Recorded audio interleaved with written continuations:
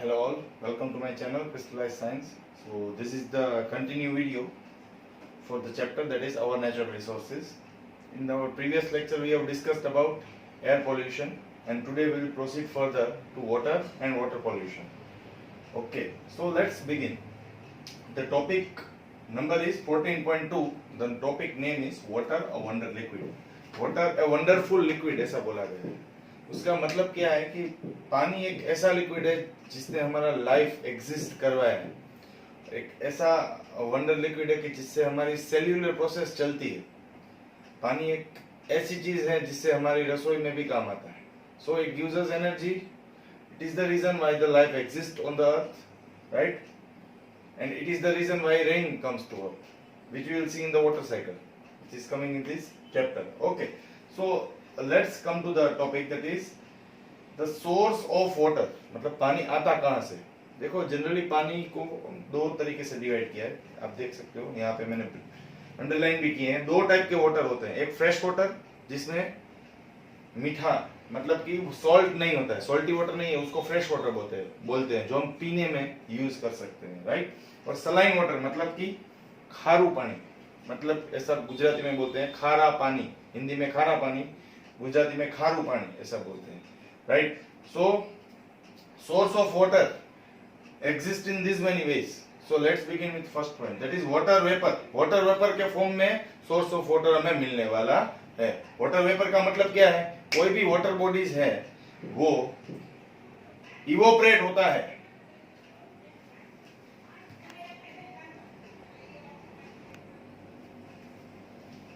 So second point, from which the water exist. क्या है? खारा पानी कहां से एग्जिस्ट होता है? सीज और ओशियन, राइट? सी और ओशियन में हमें सलाइन वाटर मिलने वाला है, ठीक है?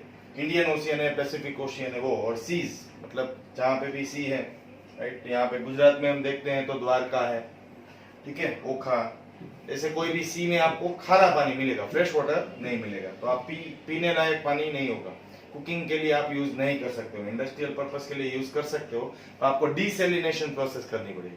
डीसेलिनेशन का मतलब क्या कि सोल्ट का जो कंटेंट है पानी में से उसको रिमूव कर देना है, और अभी गुजरात गवर्नमेंट ने वो प्लांट ऑलरेडी इंस्टॉल कर दिया है सी में, ठीक है? आइस कैप एट पोल और स्नो कवर्ड माउंटेन मतलब कि जहां पे बर्फ की मात्रा ज्यादा हो, हिमालयन माउंटेन है जहां पे आइस का फॉर्मेशन हो, वहां से आपको डायरेक्टली फ्रेश वाटर मिल सकता है. तो आप शिमला मनाली जाओ, वहां पे जो आइस कैप मेल्ट होते हैं तो वहां से आपको फ्रेश वाटर है वो मिल सकता है, ठीक है? अंडरग्राउंड वाटर मतलब जमीन के नीचे से जो पानी मिलेगा, वो जो हमें कुएं से मिलता है या बोरवेल से मिलता है, उसको बोलते हैं ट्यूबवेल, राइट? तो वहां पे आपको फ्रेश वाटर का सोर्स मिल सकता है. रिवर, लेक्स और पॉन्ड में भी आपको फ्रेश वाटर का सोर्स मिलेगा, क्योंकि वो अल्टीमेटली डैम से ही भरे हुए होते हैं. डैम का पानी जब ओवरफ्लो होता है तब रिवर, लेक और पॉन्ड बनते हैं. अब the question comes in the mind that why this water is so much important in the life. मैंने आपको पहले तो रीजन बताया था कि लाइफ एग्जिस्ट करती है, सेल्यूलर प्रोसेस होता है, एनर्जी मिलती है. और क्या रीजन है? देखो, availability of water source will decide the sustainability of the life form. मतलब कि एक ऑर्गेनिज्म जो लिविंग ऑर्गेनिज्म है वो एक जगह पे कितना टिक पाएगा वो पानी के ऊपर डिपेंड होता है. सस्टेनेबिलिटी का मतलब कितने टाइम तक एक लिविंग ऑर्गेनिज्म सरवाइव कर पाता है, उसको सस्टेनेबिलिटी बोलते हैं. और डाइवर्सिटी, कैसे अलग अलग लाइफ ऑर्गेनिजम्स या लिविंग ऑर्गेनिज्म एग्जिस्ट करेंगे एक पर्टिकुलर रीजन में, वो भी पानी डिसाइड करेगा. समझ में आ गया? इसी वजह से तो हमें ऑर्गेनिज्म में डाइवर्सिटी भी मिलती है. डाइवर्सिटी मतलब डिफरेंशिएशन, मतलब कि एक जो एनिमल डेजर्ट में है वो टोटली अलग होगा जो एनिमल आपको आइस कैप वाले रीजन में दिखाई देगा, राइट? आइस कैप वाले रीजन वाला एनिमल है वो डेजर्ट में एग्जिस्ट नहीं कर सकता है. वहां से उठा के आप ये एनिमल को यहाँ पे लाओगे तो वो एग्जिस्ट नहीं कर पाएगा, right? So we can say that water plays an very important role in our life. Obviously there are more other parameters which coordinately works with water, like temperature, soil and weather. Temperature क्या है, soil क्या है और weather कौन सा है, ये तीनों साथ में कोऑर्डिनेटली रोल प्ले करेंगे पानी के साथ एक लिविंग ऑर्गेनिज्म की लाइफ को सस्टेन करने के लिए या सरवाइव करने के लिए, ठीक है? So next topic we will proceed to the water pollution. अब ये पानी तो है पर ह्यूमन इंटरफेरेंस के कारण हमने कैसे उसको बिगाड़ दिया है. How we have polluted this water, what are the major source for the water pollutions. Okay, we will see in the next topic.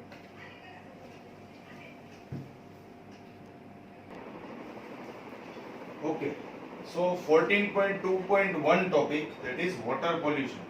ठीक है, ये सब टॉपिक है वाटर पोल्यूशन के, इसलिए 14.2.1 ये टॉपिक में से दो क्वेश्चन पूछे जा सकते हैं. First is source of water pollution, मतलब वाटर पोल्यूशन होता कैसे है, जैसे मैंने पहले भी बोला था. दूसरा, वाटर पोल्यूशन होने के कारण क्या इफेक्ट आ सकती है.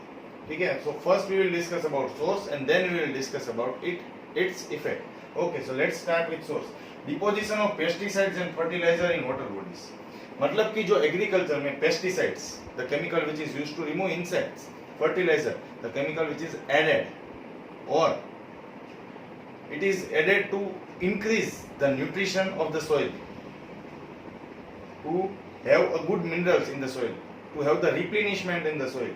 वो फर्टिलाइजर जो केमिकल फर्टिलाइजर होते हैं, नाइट्रोजन, फास्फोरस, पोटेशियम, वो सब, यूरिया, ये सब फर्टिलाइजर जो ऐड करते हैं वो रिवर्स में चला जाता है, लेक्स में चला जाता है. पेस्टिसाइड्स जो हम इंसेक्ट को मारने के लिए दवाई स्प्रिंकल करते हैं, वो दोनों डिपॉजिट हो जाते हैं. सेकंड पॉइंट, सीवेज, डायरेक्ट जो कचरा है वो टाउन और सिटी का डायरेक्ट डिस्पोज हो जाता है. ठीक है. वेस्ट फ्रॉम द फैक्ट्रीज, कई सारी फैक्ट्रीज है, वो कई सारे प्रोडक्ट्स बनाते हैं, उसमें पानी यूज करते हैं, उसका केमिकल वाला पानी है वो डायरेक्टली वो छोड़ देते हैं कोई भी वाटर बॉडीज में. Okay. Fourth point, some industry use water for cooling.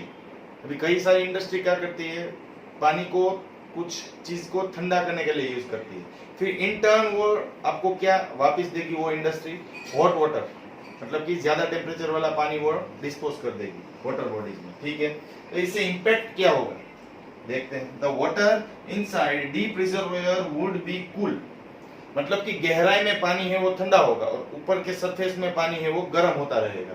और दूसरा कारण वार्म होने का ये भी है कि सन और सन का रेज जो होता है, सोलर एनर्जी, वो भी आपको सरफेस वाले पानी है उसको गर्म करके रखेगा. Right, so these are the source of water pollution. ये भी पानी को इनडायरेक्टली पोल्यूट करते हैं. क्यों? क्योंकि इसने टेम्परेचर चेंज किया, इसके कारण लिविंग ऑर्गेनिजम्स जो होंगे पानी के अंदर, जो एक्वेटिक लाइफ होगी वो डिस्टर्ब हो जाएगी. आपको ये क्वेश्चन आ रहा होगा, सर ये टेम्परेचर चेंज है वो क्या इफेक्ट होगा, तो ये भी इफेक्ट होगा. It is also a type of water pollution. अभी तक हमने ये तो देखा है सेवेज, वाटर सेवेज के कारण होता है वेस्ट. कई सारी और सोर्सेज है, जैसे कि in villages some people used to wash their clothes and utensils and even service their vehicles at the bank of the river. तो ये सब भी sources होते हैं. ठीक है ना, water pollution के. Now we will see how it could affect us or what are the effects of water pollution.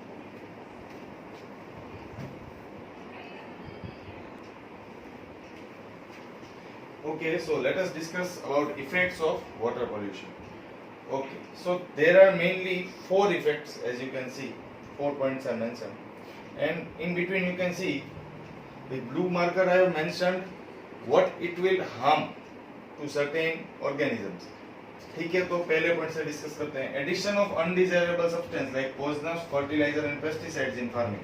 तो सबसे पहले मैंने बोला ही था कि जैसे ही हम एग्रीकल्चर में पेस्टिसाइड्स, वीडीसाइड्स या फर्टिलाइजर कोई भी केमिकल यूज करते हैं, वो डायरेक्टली या इनडायरेक्टली या तो वो फूड चेन के थ्रू, ट्रॉपिक लेवल के थ्रू, मतलब कि अलग अलग कंज्यूमर्स के थ्रू हमारे बॉडी में भी आ सकता है, या फिर वो कोई भी वाटर बॉडीज में भी जा सकता है, रिवर्स में भी जा सकता है, लेक्स में भी जा सकता है. ठीक है, so addition of undesirable substance, मतलब ये हमें चाहिए नहीं थी और वो ऐड हो गई, और वो पॉइजनस भी है क्योंकि ये केमिकल से बना हुआ है, it is man made chemical. Second, addition of mercury salts. उसका मतलब क्या है, जो मर्क्यूरी, मतलब कि mercuric salt HGS for example, mercuric salt है, वो पेपर इंडस्ट्री में यूज होती है, और वो वेस्ट लिक्विड के फॉर्म में अगर उसको डायरेक्टली वाटर बॉडीज में डिस्पोज कर देंगे, तो ये दोनों चीज से क्या डिजीज हो सकती है. देखो, it will give rise to one new organism, new bacteria which can cause disease named cholera. तो अगर एग्रीकल्चर में डिस्पोज हो गया, एग्रीकल्चर से डिस्पोज हो गया, क्या चीज डिस्पोज हो गई, फर्टिलाइजर और पेस्टिसाइड्स, तो क्या हो सकता है, कोलेरा नामक डिजीज हो सकती है. या फिर मर्क्यूरिक सोल्ट का डिपोजिशन बढ़ रहा है पेपर इंडस्ट्रीज के कारण, या कोई भी इंडस्ट्रीज के कारण जो केमिकल के ऊपर काम कर रही है, तो वो भी डिजीज कॉजिंग बैक्टीरिया कर सकता है. ठीक है, चलो removal of desirable substance from water bodies. कभी कभी क्या होता है कि बहुत ज्यादा टेम्परेचर के कारण, राइट, जो हमें चाहिए डिजायर्ड सब्सटेंस वो कम हो जाती है। ठीक है, एक्वेटिक ऑर्गेनिजम्स हैं, वो पानी के अंदर जो न्यूट्रिशन है, पानी के अंदर जो ऑक्सीजन है, उससे ही सर्वाइव करते हैं। अगर उसकी ही क्वांटिटी कम हो गई तो क्या हो सकता है, see dissolved oxygen and less amount of nutrition can harm aquatic organism, क्योंकि वो सर्वाइव कहां से करते हैं, पानी में से। पानी में ही उसको ऑक्सीजन न्यूट्रिशन सब मिलेगा, कोई एक्सटर्नली फूड प्रोविजन होता नहीं है। So it could also affect aquatic organism. Last but not the least, ये वाला पॉइंट मैंने ऑलरेडी डिस्कस कर लिया था जब हमने सोर्स ऑफ वाटर पोल्यूशन देखा था, कि इंडस्ट्री है वो कूलिंग पर्पस के लिए पानी का यूज करते हैं and in turn they give us a warm water. तो वही वार्म वाटर है, वो अगर इंडस्ट्री ने डायरेक्टली लेक या रिवर या पॉन्ड में डायरेक्टली डिस्पोज कर दिया तो क्या हो सकता है, मैंने बोला था ऊपर की तरफ आपको वार्म वाटर मिलेगा थोड़ी गहराई तक, और बहुत डीप में आपको कोल्ड वाटर मिलेगा। समझ में आ गया? अभी देखो अलग अलग फिश है वो अलग अलग लेवल में अपना खाना ढूंढती है। स्मॉल फिश है वो डीप में, जो लार्ज फिश है वो ऊपर जाएगी। सो डायरेक्टली और indirectly it will affect aquatic organism because the reason is egg and larva can sustain only for a certain temperature range। इसका मतलब ये है जो एग और लार्वा मतलब के नए ऑर्गेनिज्म रिप्रोडक्शन प्रोसेस के बाद एक्वेटिक ऑर्गेनिज्म जो अपना एग भी छोड़ते हैं, वो एग है वो ससेप्टेबल है थोड़े बहुत टेम्परेचर रेंज के लिए। Suppose it is susceptible for only 20 to 30 degree Celsius, और ये वार्म वाटर है उसका टेम्परेचर 40 डिग्री सेल्सियस। तो ये एग है, लार्वा है, एग और लार्वा एक दूसरे से कनेक्टेड है। It is a life form, आपने सुना भी होगा, ये बटरफ्लाई में और उसमें भी यूज हो रहा है। ठीक है, लाइफ फॉर्म मतलब लाइफ का एक फेज है, एक के बाद लार्वा फॉर्म होता है। ठीक है, वो सब एक ही टेम्परेचर रेंज में जी पाएंगे, जैसे हमारे ह्यूमन है वो भी ससेप्टेबल है थोड़े ही टेम्परेचर रेंज के लिए। We can not face the temperature beyond 50 to 55 degree Celsius. 50 या 55 डिग्री सेल्सियस हम सह नहीं पाएंगे। सेम वे एग और लार्वा है वो भी थोड़े ही टेम्परेचर रेंज के लिए ससेप्टेबल, सस्टेन कर सकते हैं। समझ में आ गया? तो ये सब इम्पैक्ट है वाटर पोल्यूशन की। ठीक है, जो बहुत ही इजी है, जो आपने पढ़ लिया है और सोर्स याद होंगे तो ये बहुत ही इजी हो जाएगा। ठीक है, so in our next lecture we will cover how soil is formed, what are the minerals present in the soil, and then we will proceed to the biogeochemical cycle। मतलब उसमें ऑक्सीजन साइकिल आएगी, carbon cycle आएगी, water cycle आएगी, nitrogen cycle आएगी। ये चारों cycle है वो 3-3 मार्क या 4-4 मार्क में पूछी जा सकती है, which is very important cycle, right? So we will discuss it later in the next video. Till then watch this video. Also don't forget to like, comment and subscribe the channel. Thank you.